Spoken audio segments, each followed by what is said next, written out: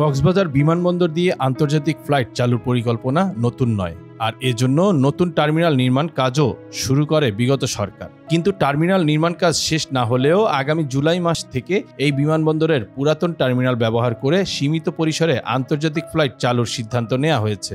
সেক্ষেত্রে সাময়িক বন্ধ রাখা হবে অভ্যন্তরীণ ফ্লাইট। কিন্তু হঠাৎ কেন এমন সিদ্ধান্ত?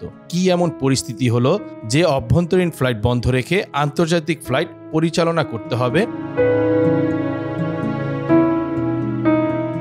নৈসর্গিক সৌন্দর্যে ভরা পৃথিবীর বৃহত্তম সমুদ্র সৈকত কক্সবাজার। সাগরের নীল জলরাশি আর ঢেউয়ের গর্জন, সাথে হিমেল হাওয়ায় মনোমুগ্ধকর এক পরিবেশ। সৃষ্টিকর্তা যেন রূপসী বাংলার সব রূপ ঢেলে দিয়েছে বালুর আঁচলে।